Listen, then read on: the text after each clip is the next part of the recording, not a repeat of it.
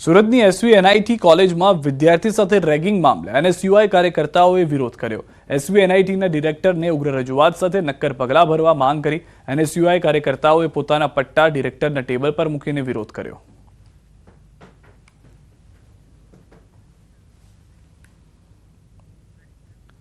Morbi civil હોસ્પિટલના સફાઈ કામદારો હડતાલ પર ઉતર્યા છે। 121 જેટલા કર્મચારીઓ કલેક્ટર કચેરી ખાતે ધરણા પર ઉતર્યા છે।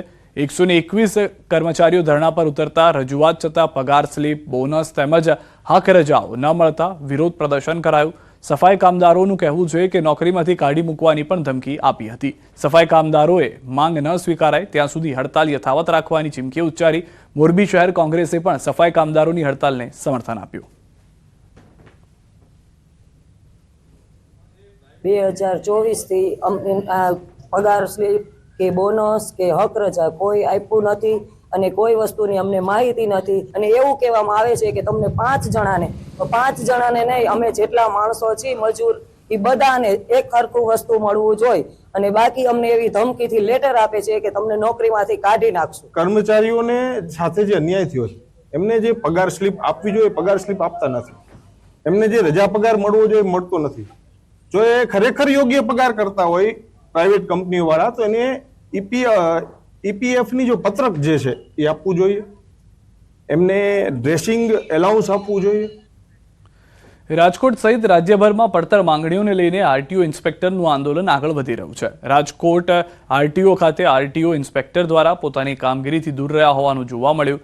આરટીઓ ઇન્સ્પેક્ટર દ્વારા નો લોગિન ડે અંતર્ગત વિરોધ નોંધવામાં આવ્યો। પડતર પ્રશ્નોને લઈ સરકાર સામે જંગ ચાલી રહી છે તો બીજી તરફ આરટીઓ ઇન્સ્પેક્ટર કામગીરીથી દૂર રહેતા અરજદારોને ભારે હાલાકીનો સામનો કરવો પડી રહ્યો હોવાનું પણ જોવા મળ્યું।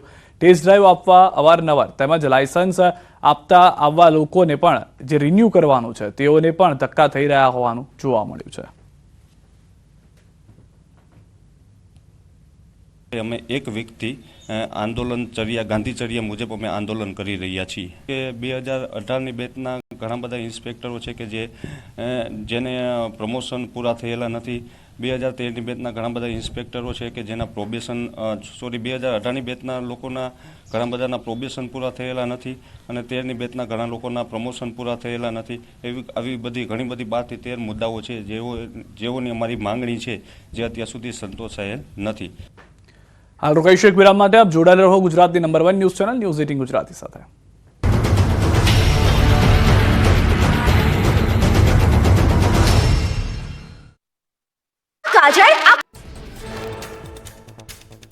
અમદાવાદના સરદારનગરના ભીલવાસમાં મારામારી, કેરમની રમતમાં વિસ્તાર બહારનો યુવક આવતા મારામારી। અગાઉની મારામારીની અદાવતમાં શખ્સોએ વાહનોમાં નુકસાન કરી આતંક મચાવ્યો। પોલીસે સમગ્ર મામલે ફરિયાદ નોંધીને તપાસ હાથ ધરી।